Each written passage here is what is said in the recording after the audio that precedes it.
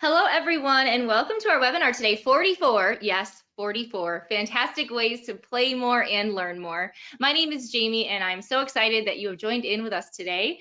We are in for a ride. 44 is a lot to get to in 30 minutes, but we are going to do it. So with that in mind, we're going to get started with, sorry, here as I get out. With some frequently asked questions we get. So there will be a recording of this. So when this webinar is through, you will get a recording sent your way. It'll also be linked once it is uploaded into our HyperDoc, which is another resource we have available for you that has all of the strategies and ideas used here today, all within there. So if I am moving too fast for your liking, you could always refer back to that. You could watch this again through those both of those avenues, either the HyperDoc or this webinar recording. And also joining in with us today is Robin. Robin, do you want to say hi to everyone? Hi, everybody. Thanks for being here today. Thanks, Robin. So Robin is here for all the behind the scenes fun and help that we may need. So with that, let's get started. I want to start with our sponsor today. So Science on the Grand is a conference. It's a STEAM conference for kindergarten through 8th grade teachers, and it is geared it is July 15th and 16th of this year, this summer, and it's a time where we really want to show you as educators how much we value you, appreciate you, and we do that through really wonderful sessions, and we really want you to leave feeling that your work is incredibly valuable, and so we will take good care of you while you are with us. So please, if you're interested in a conference that also takes care of you and your well-being, join us at Science on the Grand 2024. You can click right on that Science on the Grand banner if you want to know more or to register for that as well. And I also want to say, you know, if you, one of the great things about these webinars is if you are interested in our products after the webinar, you're like, well, I really want to know more about this product. I've put them there on this screen, and there are several that we have to offer, but what you get also is a 20% discount with the code thank you. And so you see that up in the right hand corner there. If you go to blueappleteacher.org, you'll learn more about all of our offerings, but please check that out. We have a ton of things that can help you out with the work you do every day. So feel free to check that out and put in that code to save you some money. A really quick check-in here. Which grade band do you teach within? So are you a K-5 teacher? Are you a 6-8 teacher? Are you a 9th through 12th grade teacher? Maybe you are an admin, or maybe you are someone else like a specialist teacher. Go ahead and answer that for us. And Robin, when you feel like they have responded, you can let us know how that turned out. All right, I'm gonna give about 5 more seconds. Sure.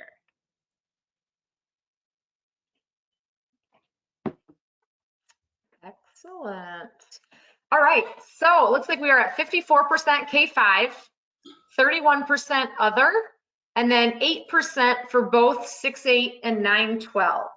Okay, wonderful. Well, I promise you, whether you are a K-5 teacher or an admin or somewhere in the middle there, you will find something here today that is interesting and valuable and that you can put to use either for yourself or if you're an admin for your teachers. So, so hang tight because we are ready to jump in super fast mode to get through these big ideas here. So we have 11 big ideas, and within each of those 11, there are several strategies that get us to that 44 as I promised. So with that, we get a quick look and we'll jump into those, starting with gamify learning. And so when we think about gamification and gamifying our learning, there are different ways we can approach it.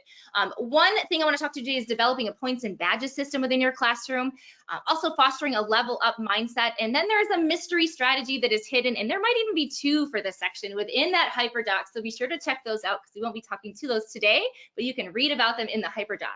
So gamification versus game-based learning, what's the difference? I want to just quickly talk on this. Gamification is when we take game mechanics and we apply them into our classroom. So we to encourage participation and motivation. So things like points, levels, leaderboards, badges, rewards, all those type of things. Game-based learning is a little different. It's where we play games and we attach them to learning content standards. And so things like we can use decks of cards for math games, that's game-based learning. We're going to really talk to gamification today and how we can develop a points and badges system in our classroom. And so this resource here is linked for you. So again, when you get access to this, you can click directly on this link here, and it'll allow you to put all of your class in with their points tracker, and it will then track those points for you. So if you want to attach, 10 points for a certain project and 5 points for another project, you can do that by inserting all that into here. And again, it's a great way. It can be a collaborative competition. It doesn't have to be individual, but it's a great way to really get students encouraged to do the work, right? One other thing we can think about is giving points for things like exit tickets or warm-up activities. And so when they complete those, they get those points that are allotted there. And again, more motivation, right? Getting them to really want to do the learning because there's some incentive behind it. It's okay to dangle carrots sometimes, and points serve as carrots, and that's okay. Badges, so when they reach a certain level or maybe a certain number of points, let's go there, they earn badges. And so these badges too, I created these just through Canva, but go ahead and if you want to click on those and use those, you can hand those out to your students as they reach a certain level. So maybe you have the High Climber award that gets given to them when they earn so many points, the Buzzworthy Work Award when they've done something really great. But again, a badge just shows this point of pride and shows them that that you are noticing the work that they're doing, and they're proud to gather those badges. So those can be done electronically, or you can actually give those out, turn them into stickers, but feel free to use that resource here on the side to do that type of work. Also thinking about fostering a level up mindset. And so when they reach a certain level of points, they're awarded with something. And so again, that's another level. So maybe when they get to 25 points, they finish level 1, they're moving on to level 2. And at level 1, 25 points equals a positive note home, right? Kids love that kind of thing. Maybe at 50, they get to choose, they're going from level 2 to level 3. So they get to choose from a treasure box. Again, we can see how all this would work, but then also considering class rewards. So something like a sweet treat, or a dance party or an extra recess as they climb, where those points are accumulating throughout the class, we're adding them up together. Great way to show collaboration and the power of teamwork. And again, it's very motivating to have something like that in place.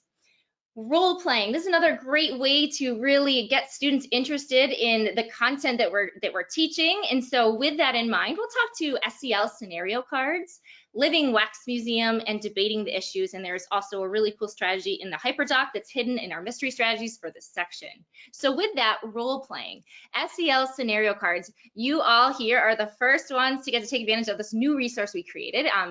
Focused on SEL and celebrating all that our students have to offer. So this activity is within one of our timely topics. If you are unfamiliar with our timely topics, if you click on this little link here, it'll take you to that. You can get all of our free timely topic lessons, activities, and you'll get those sent monthly. We try to send 2 of those out a month. They're packed full of really great resources for you and your students in the classroom.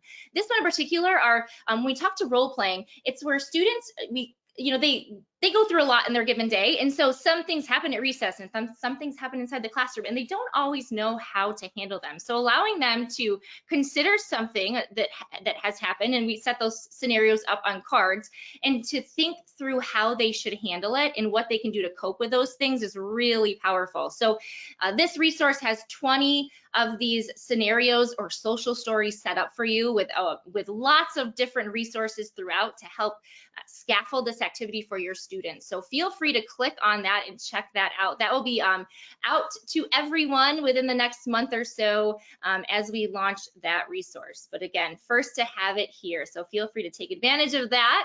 Another idea here for role playing is setting up a living wax museum. I used to do this with my 4th graders. I loved it. They loved it. It's just a great way when we're doing research to get our students to take a little more active role in that process. They design it. The students do the research. They design their presentation, and then they come dressed up on a day as that person. And so, I used to do it where they would have a button nearby, or they could put it on their hand. But once that button was pressed, that's when they started discussing or presenting on their person. And so again, very much like the wax museums, if you've ever been to one before, that we see, incredibly powerful. And we can see some examples here, all the way good from our littlest, youngest learners all the way through high school. This is just a great way to kind of get them invested in that learning a little deeper. Debating the issues. I love this idea of giving kids space to have different ideas and to hear out both sides of scenarios, because oftentimes we know that kids come in, we all do as adults too, have differing ideas on things. And so the resource that's attached here is these debatable issues. And so just appropriately leveled topics that elementary students, middle school students, and high school students can discuss amongst their peers that are relevant and relatable to them. And so when we're thinking of that, we can do that way where we just talk about, maybe it's school lunch, and we know that some people really love school lunch. Is school lunch healthy? All these questions questions that come about, but having students take a stand on both sides of the issue and then have a debate about that. There's another take we can do to this too, though, and it's where we can think about maybe all of our students are engaged within the same book, same novel. We could have them take on a role as one of the characters and have the other, and then have another group or of students take on the role of the other character and talk about how those some of the differences and similarities that they have, and maybe even talking through some of the issues that they were faced with in the story. And so it's a great way just to consider debating the issues, getting all voices heard, and building that positive discourse, which is so incredibly important. Another idea here, interactive storytelling. Lots of different ideas around this, but really we're going to focus in around 3 in particular, with one again hiding in that hyperdoc. Choose your own adventure, partner rights, and twisted tales are where we're headed today for this section. The first one, some of you may remember, I mean, maybe I'm aging myself, but I remember these choose your own adventure books. I loved them. I read them, as many of them as I could get my hands on. And I think I read this very one, Struggle Down Under. But think about the excitement that, at least for me, that when I was reading those, I was so excited because I got to choose the direction that I took with my reading. And so we can set those same scenarios up with our students. So we could have them, we could set up a story prompt, give them 4 different choices and have them decide which direction they take. And then to continue that, to make it a little more interactive, we could have them write the next part to that, right? And then we can maybe give that to a partner and have them then write the next part. This can be, there's lots of different ways we can spin this, but I love this idea of just kind of, freely writing and choosing, gets them into the idea of writing in general, but also building their storytelling skills and writing skills along the way. So again, great for, from our youngest learners to our oldest learners. Similar to that are these ideas of partner rights, where we just start with a similar story prompt.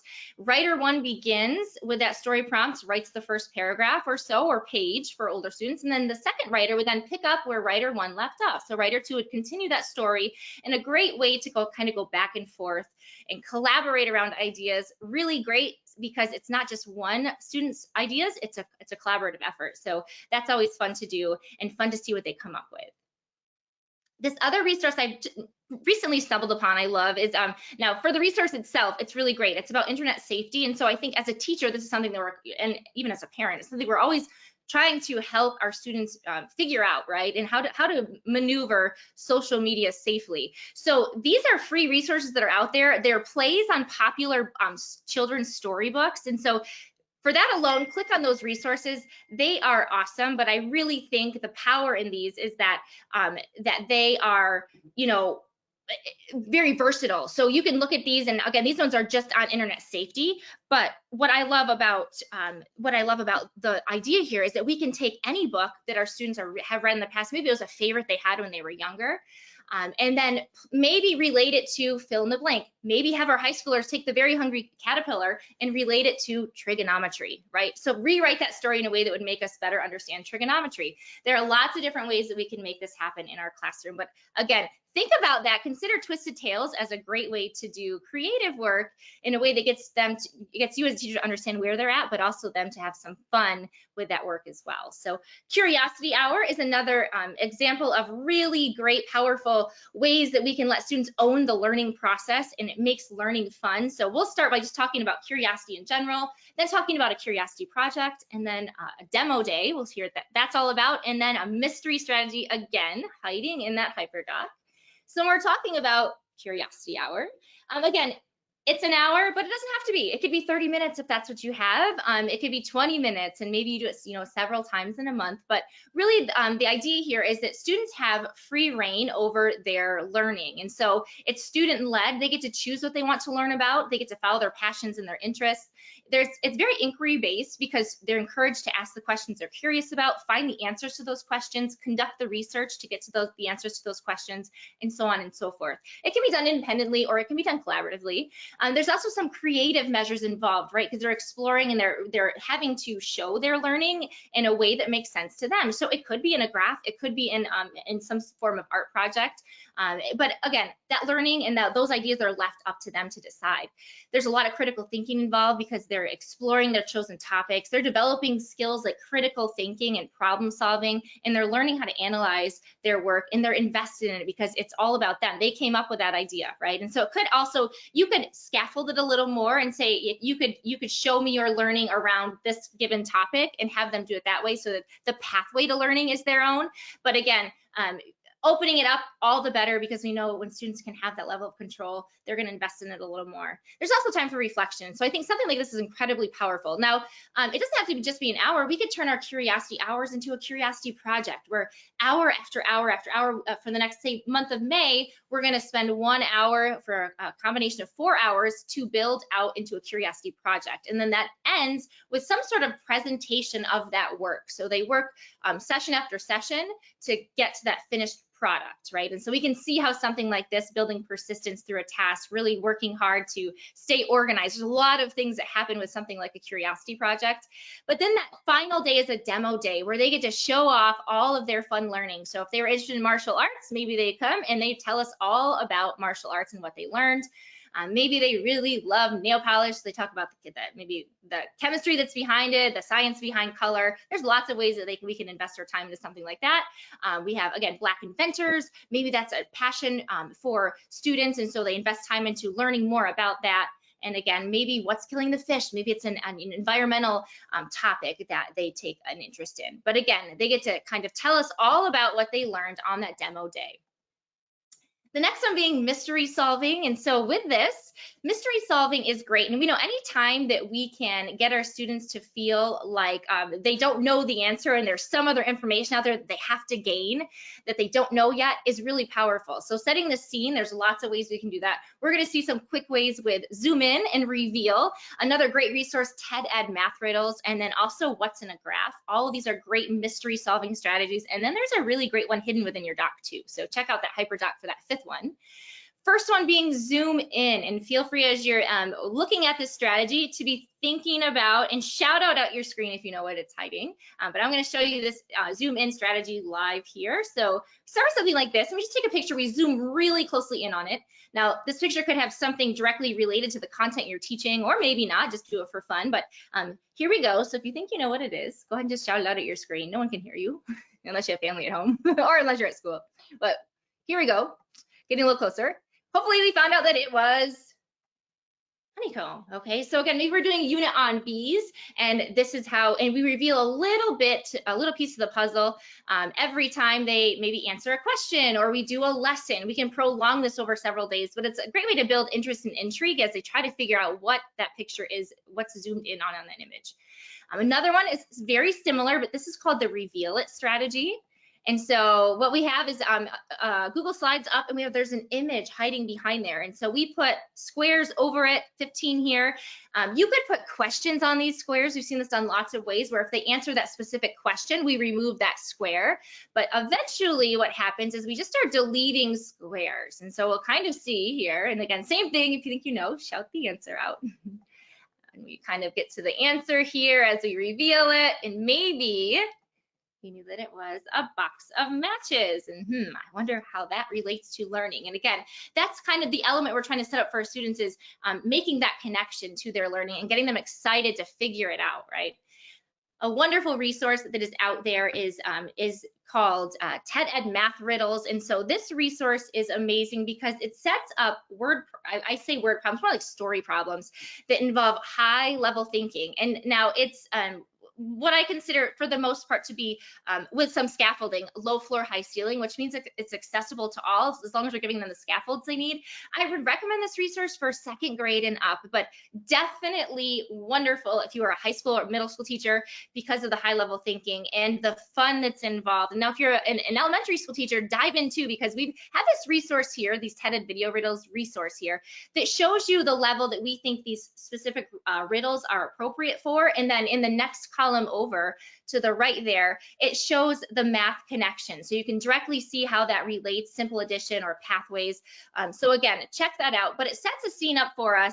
And I'll just kind of, I think we have time, so I could kind of show you to get started, but I won't finish it, but so you can get a feel for what these are like. And again, really, really great. And you could Google TED Ed math riddles. There's also in this document direct links to 10 of our favorites, 10 or 15. So check that out. But we'll watch this for a minute.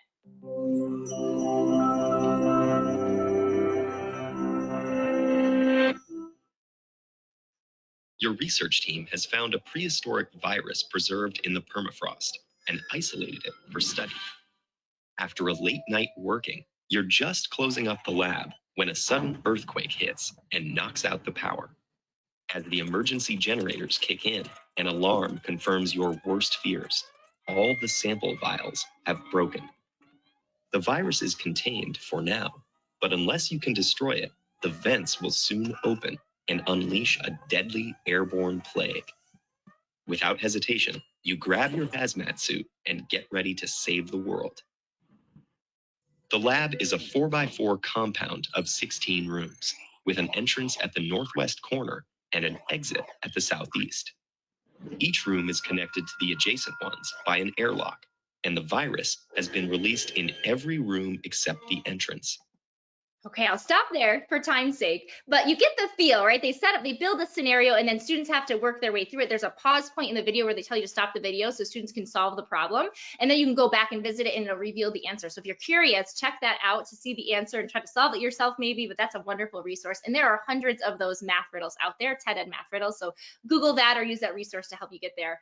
Another resource that I absolutely love for this mystery solving is what's in the graph. So wonderful in any content area, but really relates in math, right? And we can make this connection in lots of ways through the hundreds of graphs that they have available through what's going on in this graph, which is from the Learning Network, and it's a free resource for teachers. So what they do is they give you a graph, but they take away the X and Y coordinates, so you don't, or the labels there, so you don't know really what the information is telling you. You see some numbers, you see some things, but you're not totally sure what those labels are. And so giving students the opportunity to figure that out, just looking at the graph and saying, hey, what do you think this is?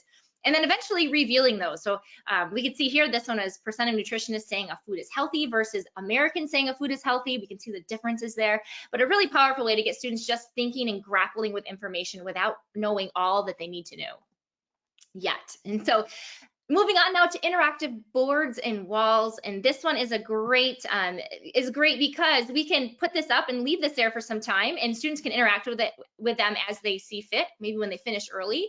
But thinking all the content areas, we're going to break it up: ELA, math, and science, and a mystery one hiding there too. But think about ELA boards that students can, maybe it's our vocabulary and we set it up with words with friends. They can manipulate those, when they have some free minutes. Maybe it's a name that genre with some book ideas underneath those flaps. But again, it's the idea of interacting with the material in ways that students will find a little more interesting than just having it up there. In math, maybe we put their faces, we cut their faces out, and we just put a bunch of different maybe Venn diagrams or other graphs up and have them just put their face where they feel they are. So maybe it's brothers and sisters or both, and they can put their face within that Venn diagram, so on and so forth. Maybe they can be a math detective and solve math riddles that are hiding on those magnifying lens. Lots of different fun ideas here. Science boards, where maybe it's meet the elements, and as they find different products around the house, or they could bring them in and put them onto that element board or wall. Or maybe it's they're learning about DNA and they want to, you're getting them to build their own DNA strand. And so again, lots of ways to make boards not just sit there, but actually be interactive. So some fun ideas there. The next topic here, authentic learning. We know that's incredibly important. It really does get to making students feel like the work they're doing is relevant and important. And so with that idea, there's kind of 4 buckets here: raising money, raising awareness, designing solutions, and building relationships. And through all of these ways, we're really creating authentic learning experiences because our kids are doing work that matters. It's making a difference. And so with that in mind, if we're talking raising money, we can see here how students, and these are actual students who have done this type of work.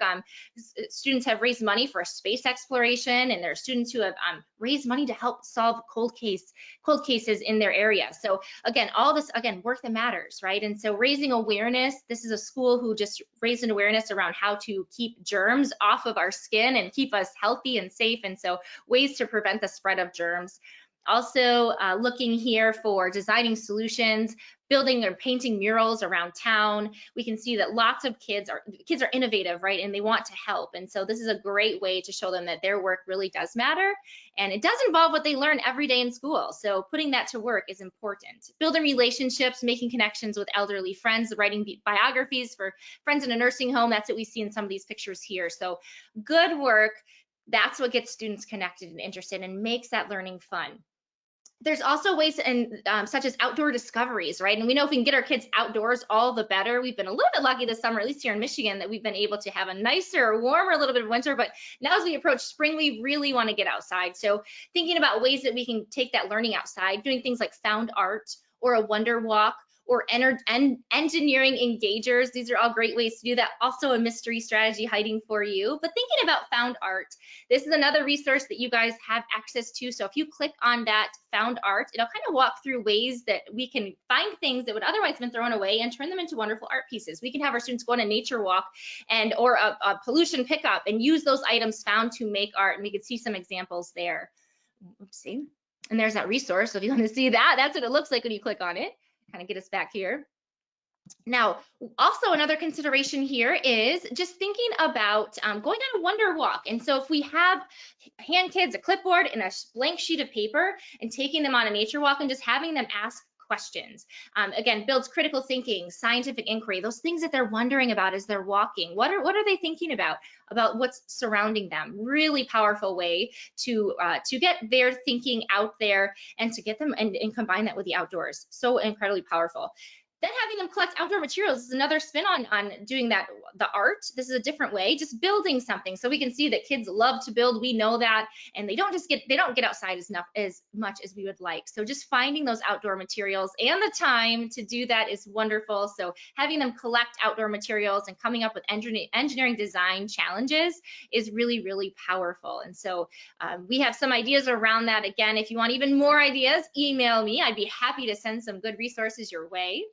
Another idea here is virtual field trips. And so this is where we're packing them in. Now, I said 44, but if you were to count all these field trips that are available to you virtually, there are over 100 just on the screen here. So please click on those, check them out. They are all virtual. So they're the recordings that are set up like a field trip would be set up. Some of them are interactive. Some of them have recordings of experts in the field. And so check these out. I love these. And almost guaranteed that you can find one that connects to the content you're teaching. So again, kids love this kind of thing. And it allows you to, to show students that even though we can't always go on real field trips, we can have a field trip come to us. So a great opportunity there. So feel free to check out those links. They're all linked, lots and lots of options there. The next one being inquiry learning. We know that's powerful when students can direct their own learning, ask big questions, and seek out the answers. So thinking about open-ended questions, choice boards, and also this idea of what else do you know, and a mystery strategy hidden. So we talk about open-ended questions. Taking a closed-ended question like, do plants need sunlight to grow? That's a yes or no answer. And changing it to make it a little more open-ended. How does sunlight affect the growth of plants?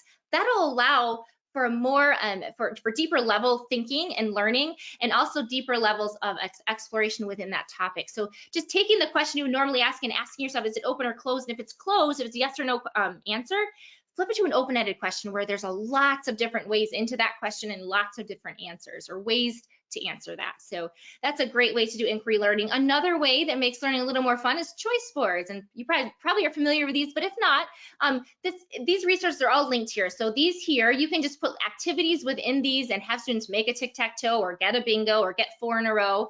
So definitely great for our K-5 learners and even middle school learners. But if you're middle or high school students, you might like to venture into these. These are virtual ones. So these can be done online. You could build these online. All of these resources here are free for you to use and copy. So feel free to jump into that.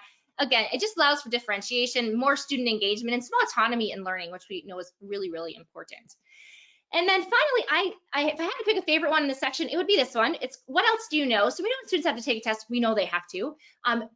Sometimes what's on a test isn't, students can't demonstrate their understanding around that in the way the question is formed. So giving them the opportunity to flip that test over and just document what else they know on that topic may show you that they actually do know the answer to that question. It just wasn't worded in a way that allowed to make that connection. And so just giving them the space to share what else they know is really, really helpful, because oftentimes students know more than what's displayed on a test. So let them have that opportunity to show you what they know by just simply having them flip the test over and write it out. Right? So I love that idea. Super simple and really, really impactful. And finally, ending on AI. And I know we are down to about 2 minutes. We're going to make this happen. So AI is awesome. If you have not ventured into ChatGPT yet, I say do it right after. It's awesome for so many things. But I'm going to just talk to 3 big ideas here. There's a mystery strategy hidden as well, and I'll give you a name of it. That is called novel name tags hidden within the doc. Read more about that there. But let's start with apples to apples. And this is a game we're probably all familiar with, but we can go to ChatGPT, create a login if you haven't ever been there yet, super easy. But then it can generate a set of cards for us on any given topic. So what I put into ChatGPT, you see my prompt right here. I said, generate a set of cards similar to apples that can teach my students about photosynthesis, right? So fill in the blank, whatever you're teaching your students. Making it a little more fun. It's developing game cards so students will have, and you can see what came back after that as well. So ChatGPT answered with, yes, I can do that, or it can do that. And so it created a set of description cards and term cards. So this is what the sample cards would look like. And it said, okay, print these on blue, print these on green, and then we have our apples to apples game pretty much set up and ready to run. So again, you could put that topic as anything you're learning about. 5 senses for younger learners, could be photosynthesis for older learners.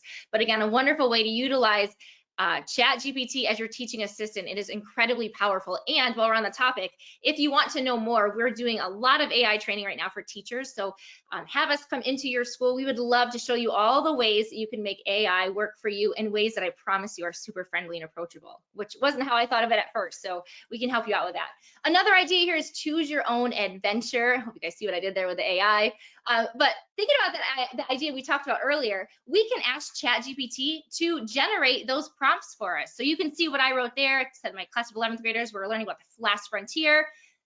Build them a story prompt that leaves them on a cliffhanger where they have to make a decision. And that is exactly what ChatGPT did. It generated this over here, which is a great story with a very cliffhanger ending. And my students then have to decide the route to take. If I want my students to directly type in the answers to that, they can, and ChatGPT will play that. But I can also just put this prompt in and I can do that work for my students. So if you don't want your students on ChatGPT or AI yet, that's okay. You could do that for them and give them those prompts as they come back.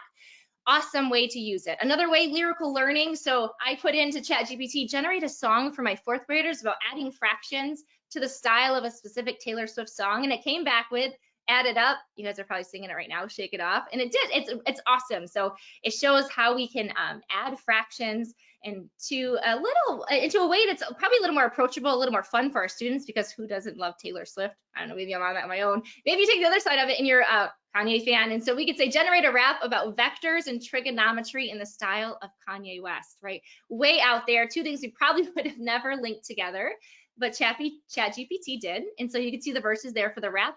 One thing that we can do that I really think is powerful is this next one, which is beat ChatGPT.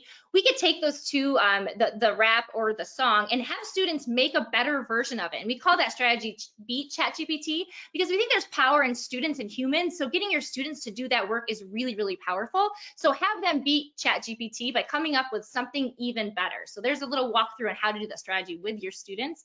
And again, you'll have all these slides to use for later. But it is 4:32, you guys, we did it. Wow, we just got through 44 plus ways to make learning a little more fun. And so though, again, all of those strategies you heard today are on your HyperDoc for you to explore later. I want to tell you though about some upcoming webinars that we have ahead of us. So we have 3 here listed, one in April, another in May, and another in June. You can see them all there. If you're interested in those, you can register for those. I believe the last one here is not up yet, but it will be, and you'll want to tune into that one for sure because we're giving away lots of fun prizes to you as you finish up your school year. And some Unlocking Curiosity in Nature's Museum coming up in April and Next Gen Learning coming up in May. So check those out, register for those.